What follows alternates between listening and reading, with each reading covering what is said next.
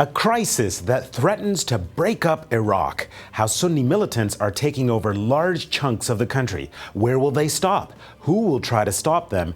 And who is financing them?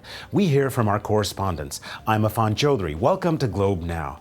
Sunni militants are on the move in Iraq, and their progress has been swift and astounding.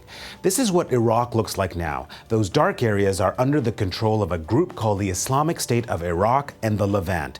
These are the cities and towns that are either completely or partially under the group's control. And they want more. They want oil refineries, and they want the capital, Baghdad. And that could spell a long and bloody sectarian war that pits Sunni militants against Shia militias and lead possibly to Iraq's breakup. On the ground, there are horrific tales of Sunni militants carrying out executions. So there is a lot of concern and nervousness in Baghdad. How nervous? Well, the Iraqi government has formally asked the U.S. to carry out airstrikes targeting the Sunni militants. Well, the United States withdrew its troops from Iraq in 2011, and there's a lot of debate now about what it can and should do to help stop Sunni militants and prevent the country's breakup. Well, joining us now is Paul Coring, our Washington correspondent. Welcome, Paul. Good morning. What kind of appetite does the Obama administration have for some kind of military intervention? Almost no appetite at all, but they may have to do something military. Right now, the first big decision is whether they're going to back the Iraqi Prime Minister Nouri al-Maliki, or whether they're going to make any military help contingent on him stepping down. So what are the military options? Well, the president's made clear what he won't do, and that is there's no combat troops, no large number of combat troops, American combat troops, going back to Iraq. So really the options are relatively limited. He can do airstrikes, and that means small airstrikes, pinpoint airstrikes, symbolic airstrikes, or he can escalate that to a full-fledged, sustained air support campaign, and the range is between those two bars, really. Now, the Iraqi government has formally requested, airstrikes by the U.S. against these militants. That's presumably because the Iraqi government can't do it itself? I think the Iraqi government right now realizes it's lost control over a huge chunk of the country. And whereas I don't think there's much chance of an advance by the Sunni militants and militias into Baghdad, if the current Iraqi government has any hope of rolling this back, it needs outside help, and particularly U.S. air support. But theoretically speaking, if they did get the airstrikes that they've been requesting, could that turn these militants back and not put Western troops and boots on the ground? Well, it's not a perfect analogy, but if you remember the Libyan campaign of several years ago, where there were no Western boots on the ground, no Americans on the ground, but still took half a year of sustained daily dozens, scores, sometimes 100 strikes a day to help the Libyan insurgents topple the Gaddafi government. And this is a bigger country with a bigger population, bigger centers of people. Any sustained air campaign, I think, would look at least like that, if not bigger. I mean, there's been a lot of talk about the U.S. and Iran, sworn enemies, possibly working together in Iraq. What could that look like? I don't think you'll actually see working together, but you may see working in parallel towards common cause.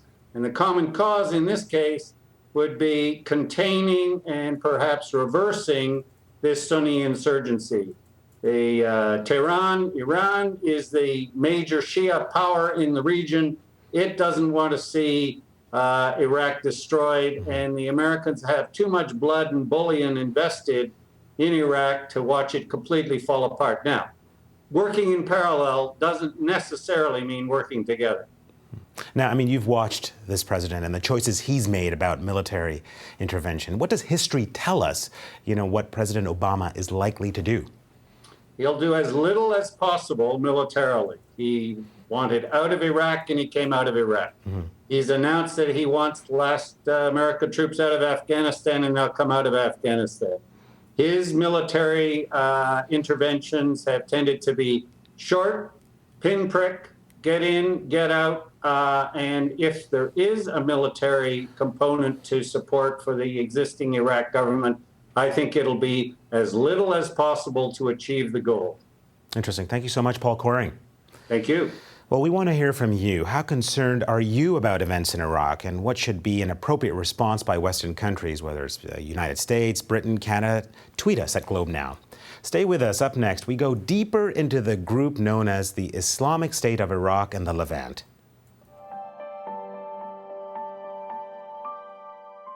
Everyone has heard of Al-Qaeda, but the Islamic State of Iraq and the Levant, not exactly a household name. So we wanted to give you a primer, and no better person to ask than the Globe's Middle East correspondent, Patrick Martin. The Islamic State of Iraq and the Levant, or ISIL for short, has had enormous success in the last couple of weeks. It began life as an organization called Al-Qaeda of Iraq, and the head of that organization was a man named Abu Bakr al-Baghdadi. He's still in charge of this organization, but what he did is he moved his forces over to Syria a couple of years ago when the fighting against Bashar al-Assad began. He also wanted to merge with a group over there called the Nusra Front, which was another affiliate of Al-Qaeda. Well, the leader of Al-Qaeda, Ayman al-Zawahiri, said, "No, I don't want that. I want you separate." He said, "Well, forget it then. I'll drop my Al-Qaeda affiliation." ISIL has got a lot of its money originally from Al-Qaeda, but it's also robbed and plundered its way across Iraq recently. It took some $500 million in money from the central bank in Mosul the other day. Now, these forces are irregular forces. They're outfitted in black uniforms, and they use fear as one of their great tactics. They'll round up people and execute a number of them, and they'll spread videos and photos of what they've done. This has worked against the Iraqi military as well, because those forces also have melted away in a number of the cities. The only groups that have stood up to them so far are the Kurds in the north, and that's a line that they haven't yet crossed. The important thing to remember here is this is just the beginning of an enormous Sunni-Shia schism. That schism, that battle, will leave ultimately a substantial Islamic State in this area, split off from the rest of Iraq, and in constant conflict with their neighbors.